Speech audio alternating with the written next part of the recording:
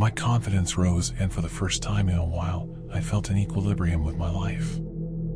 I went out, cracked jokes, and even managed to clean up my apartment. I also managed to get a girlfriend somehow. Her name was Amanda. I met her at a pub while I was out with my buddies. The best part of all this is that for some reason, she seemed to be into me. She was gorgeous, way out of my league really, with long auburn hair that reached down to her back with soft brown eyes. Her laugh was lovely, and the lemon-scented perfume she liked to wear was intoxicating. She was the type of girl you could chat with for hours and never run out of things to talk about. The relationship was still new, so I was trying not to plan our whole future together in my head, but she was so lovable it was hard not to. At some point, I briefly thought about telling her about the notes. I've always wanted to tell someone about it, but never really had anyone to tell up until now. I decided not to, however, afraid she might think I was crazy. There was no point so early in the relationship making her think I was a loon. Plus, I was afraid the notes might stop again. If whoever was leaving them didn't want me looking into them, how would they react if I shared what was happening with somebody? So at the moment, I kept it to myself. Amanda had a hobby of cooking and had invited me to her house on Saturday for, in her words, the best fucking spaghetti you'll ever eat. I was pumped since this was the first time I would visit her house. I was in a good mood that evening as I was getting ready for the date. I hummed to myself happily, thinking about how lovely this was going to be, and went downstairs to grab my keys. On the kitchen counter was a new hot pink sticky note. I picked it up instinctively. "Kill your girlfriend." My brain stopped for a moment. I read it once, twice, a third time, the words flashing in my brain but hitting an error every time. I set the note down and gulped, feeling nauseous. Anxiously, I went to my car and started driving. I tried not to think about the note, but the words kept circling in my mind. "Kill your girlfriend." The notes have never failed me before, and they were always in my best interest as far as I knew, which was admittedly not much. Maybe they were wrong this time? Maybe it wasn't meant to be taken literally? Kill could be a synonym for break up, right? My mind kept trying to make up poor excuses the whole way there. By the time I arrived, I was a sweaty mess and not a lick calmer. I pulled down my sun visor to check my face, and a bright green sticky note fluttered out. I went cold. The notes had never appeared outside my house before. Hands shaking, I picked up the note and read it. "Kill Amanda. Take the gun from your glove box and shoot her." I looked at my glove box wide-eyed. I did indeed keep a handgun in my glove box for safety purposes. I wanted to puke to believe this wasn't happening. Again, I ignored the note and walked up to Amanda's house, trying to shake the message from my mind. She answered the door almost immediately after I rang the doorbell. "Hey, what's up?" she said with a bright smile, but when she saw my face, the smile dropped. "You okay, Gary? What's wrong?" she said in concern. "Nothing." I lied, trying to force a smile. "Well, actually, I think I have a bit of a stomach ache." Come in, she said, ushering me in. The inside of her house was cute and homely, and she fretted over me worriedly as she led me over to her kitchen table. She then took my hand and rubbed it comfortingly. "If you're not feeling up to spaghetti, we can always have it another time. Don't worry about it. Do you want any antacids or something?" I smiled. The way she was so concerned for me over a simple stomachache made me fall in love with her all over again. My heart panged with both love and guilt. The aroma of cooked spaghetti was also extremely strong, and even though she said it was fine, I knew it would probably be a bummer for her to pack away all that spaghetti after just making it. "I'm fine, sweetie. I probably have a stomachache because I haven't eaten much today. I was looking forward so much to your spaghetti." Her smile returned. I always loved how fast she smiled at things. "Well then, Mr. Hungry, let me grab you a bowl." She left for the kitchen. I reclined back and sighed, sticking my hands in my pockets. I felt a crinkle of paper. Shit. Shit. I pulled the paper out of my right pocket. Take your chair and bash her head in. I had a hard time controlling my breathing as I stuffed the note back in my right pocket. I also felt paper in my left pocket, and against my mind screaming for me not to, I pulled it out, realizing that it was 2 notes crinkled together. Shakily, I unwrinkled the first note. Do not eat the spaghetti. Drugged. What's that, Gary? Asked Amanda behind me. I nearly jumped out of my skin. I stuffed the notes back in my left pocket. Just some note from work I forgot was in my pocket is all. I said in a weird voice. She frowned and looked like she wanted to say something, but then thought better of it. Here, babe, she said gently, handing me a bowl of spaghetti. It looked heavenly. I wanted to puke. She sat next to me with her bowl. She rested her head in her hands and looked at me excitedly, expectantly. I stared at her blankly. Well, take a bite, silly, she said, gesturing towards my bowl. I'm so sorry. I need to use your bathroom. I jumped up and started looking for her bathroom. She jumped up after me, looking confused. Gary? What's wrong? You've been acting weird. When I found the right door, I went in and locked the door behind me. She kept knocking and knocking. Gary? Gary? Seriously, what's wrong with you? Is the stomachache that bad? Talk to me, Gary, please. I backed up against the bathroom wall, then sank to the floor. I pulled out the 2 notes from my left pocket again, this time reading the second note. My heart sank. She is not Amanda. Story 3. We never open the door when there's only one knock. Please, just let me in, it's getting cold. The voice was familiar, only older than I remembered. Very close to detail. Lala, please. Using my old nickname was a nice touch as well. I sat on the floor next to the door, my arms wrapped around my legs. Of course, this had to happen the 1 week my parents left me alone. They hadn't gone on vacation for years. I practically begged them to get away for a while. For their own good. If I called them, they'd come right back, but I don't think that would have helped me anyway. Besides, I wasn't an idiot. I heard the knock and I would not open that door. When someone comes to your house, they will ring the bell or knock a few times. Most people like to play safe and simply use the bell. And then you open the door as you normally would. But never, absolutely never, should you open the door when there's only one knock. It was the very first thing we were told when we moved to this neighborhood all those years ago. There are a bunch of rumors of people disappearing or suddenly dying after opening their doors, though they all supposedly happened before we even lived here. I never believed in it, not even when I was little. This town was simply insane. Most people here were a little eccentric and unusual. Well, that's what I believed until I heard my lost sister call for me after the one loud knock on our front door. Please, go away, I whispered. Even after all those years, I recognized her voice. And when I heard it, I jumped right up, ready to open that door wide. But I knew it wasn't her. I'd looked through the window. There was nobody in front of our door. I don't know how much time had passed before I finally grabbed my phone and called Max, who's not only our neighbor, but one of my closest friends. She's here, I said. I knew I wasn't making much sense. I didn't know how to word my thoughts. Who? Where? He answered. Ruby. Silence. What? Max started speaking but stopped. She knocked. That was enough information for him. You didn't open, did you? I shook my head, which of course he couldn't see. I'm coming over now, okay? I'm not sure how many minutes passed, but Ruby had stopped asking me to open the door. Hey, Lainey, I don't think the bell is working. I heard Max, maybe they screwed with it. I swallowed. You could knock.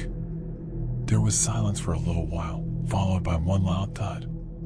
When I didn't open the door, the sound of Max started shouting loudly, "Open the fucking door." His voice became louder and louder until it hit a frequency that almost made my eardrums explode.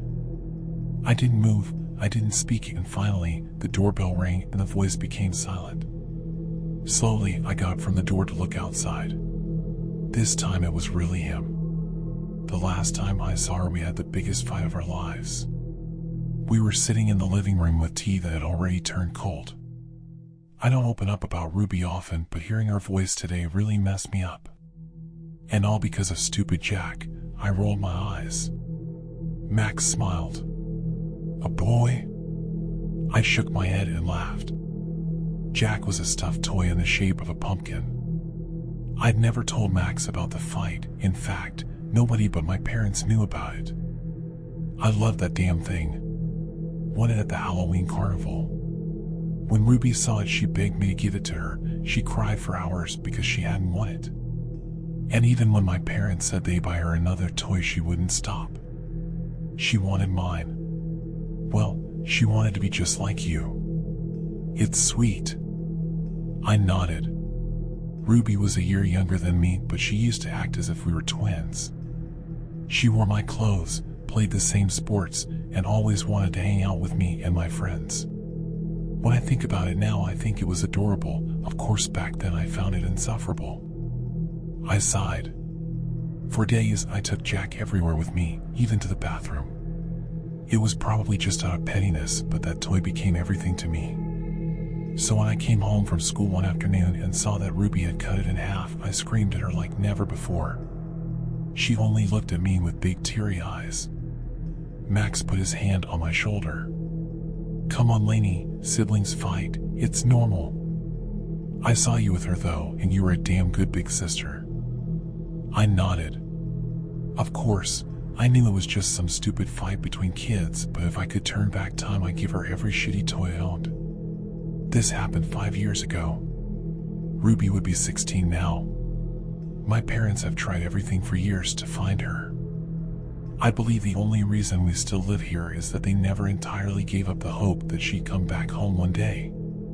Maybe now she was. Just in a different way. "Do you think I'm losing my mind, Max?" He raised an eyebrow. "I think you lost that a whole while ago," he joked. "No, I'm serious. I mean, it's not possible that I actually heard her earlier." He shrugged. "I mean, you did hear a knock. I don't think it was actually her though." Max and I used to make fun of the superstition. When we were younger, before Ruby disappeared, we once played Ding Dong Ditch. After a few houses, Max decided to knock once at the door of our neighbor Mrs. Telsky. Someone saw us though, and Max got the biggest lecture of his life from his grandpa. Like it was a really big deal. My parents weren't happy either, but Max was grounded for 2 months, during which his grandpa told him all sorts of horror stories from this town. I don't think it was her either. But I do think it was mimicking her. "We're trying to," I said. "For what it's worth, I think it was smart that you didn't open the door. Maybe we're all just a little crazy, but better safe than sorry, right?" Max offered to stay the night, and I immediately said yes. We got the air mattress and watched movies until I started to hear him snoring. The good thing about Max was, I never felt awkward around him. He regularly stayed over since we were little. Especially often after Ruby was gone. Having him here really helped against the silence. My mind became easier and my body heavier. Real thoughts started to mix with dreams. I was beginning to fall asleep. And then there was another knock. It came from the front door downstairs, but I heard it loud and clearly. My heart started racing just like it did this afternoon. "Max, did you hear that?" I whispered, but he didn't answer. "Lala, it's dark. Please come and get me," Ruby's new voice cried from outside. "Max, please tell me you hear this." I looked over at him, but he didn't move. Finally, I collected the courage to get up and turn on the lights. "Ma." The eyes of my friend were wide open, but he didn't speak. He didn't move. I ran over to him and tried to shake him, but his whole body was stiff. Only his eyes moved. "Let me in," the voice from downstairs screamed. I didn't know what to do anymore. Max was clearly awake, but it seemed as if something was holding him back. Almost like he was having sleep paralysis, but with his eyes open. "They're pulling me away. Lala, please help me." I don't know what happened then, but I immediately jumped up and ran downstairs. Some kind of instinct kicked in. Maybe it was her. Maybe I could pull her back inside. But if this was really Ruby, was she also the one doing this to Max? My hands touched the cold door handle, moving almost as if I was in a trance. "I have Jack. They fixed him, Lala. We don't need to fight anymore." Those words pierced through my body and woke something up inside of me. I stepped away from the door and walked back upstairs, passing my room where Max was still lying still. But I didn't stop. I walked to the next room. Ruby's old bedroom. Everything there looked just the way it did when she was still here. My parents could never change it. Everything was still the same. And Jack was still placed on her bed where I put it 5 years ago after I'd sewn it back together. They almost got me. Story 4. I found out how my wife copes with the death of her son. There was nothing special about that particular night. Nothing at all. The TV was blaring in the living room and the dishes clattered in the kitchen with the promise of dinner. My eldest son Jeremy was sitting cross-legged on the floor and mashing the controller buttons with a force that made me wonder whether the plastic knobs or his thumbs would give out first. Grappling with the thought of a dislocated finger likely being cheaper to fix, I rattled the ice in my whiskey glass and cleared my throat for good measure. "Hey, lay off, remember what happened to the last one?" The last one was still sitting on the garage table, waiting for me to do something about it. Jeremy had thrown one of his fits and smashed it to pieces against the wall. We didn't bug him too much about it back then, as it had only been 2 weeks since the passing of our youngest child and we were all going through something similar. It's funny to think how much coping mechanisms can vary from person to person. Some turn to alcohol, drowning themselves in liquor every night until the consequences of their drunken behavior finally catch up to them. Others take to violence, gritting their teeth through every social interaction until the build-up is finally enough to punch a hole through the wall. Then, there's the type that confines themselves to their room and refuses to come out under any circumstances. The latter was our daughter, Maisie, by the way. She was only 14, and yet it somehow felt like she hadn't been a part of our family for a while. When she wasn't at school, she spent all of her time locked away in her room, on the computer, or with her head under the covers. We'd long since given up trying to coax her out and resorted to bringing her dinner plate upstairs and leaving it by her door. I nursed my drink thoughtfully, watching Jeremy swing and miss at a giant orc. "Fuck," he screamed, his shoulders tensing visibly as the frail elven creature he was playing as was lifted off its feet and slammed into the ground. "Fuck this stupid game." Not wanting to end up with another hole in the wall, I scrambled to my feet and pried the controller out of my son's hands. He resisted at first, but my solemn expression seemed to ground him. "Time out, I said. Go set the table. Dinner's almost ready." I had no way of knowing this, of course, as my wife was doing the cooking that night, but I had to say something. Plus, I knew it would take a while to set the table just the way my wife liked it. "Set an extra place tonight," my wife Lily said, coming into the dining room, her cheeks flushed. "Why?" Jeremy stared at her. "Is Maisie going to eat with us?" My interest was piqued too, and I wondered if this meant we were going to take the first step towards being a family again. "Yes," Lily's lips pursed into a thin line. "Yes, she is." We stared at her in disbelief. To my knowledge, Maisie hadn't been downstairs in over 3 months. Aside from her quick disappearances out the front door, I never saw her at all. And most of the time I missed those altogether. How on earth had my wife convinced her to join us for dinner? I suppose I've been putting off giving any details about my wife. You see, the loss has affected her in a slightly different way.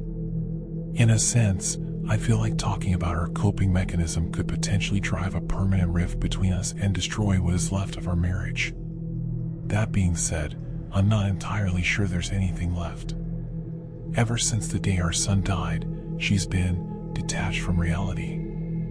I suppose in a way, we all were, but my wife was different. She couldn't or wouldn't come to terms with the fact that Kendall was gone. No, not in the way you're thinking. She didn't sit on the edge of her bed, crying for hours. Nor did she spend every waking moment surrounded by photo albums or toys or clothes. In fact, she didn't cry or dwell on it at all. Instead, she carried the urn around. She carried it around and talked to it as if it were a real person. Comfortable, she cooed as she strapped it into the baby seat of her car just the other week.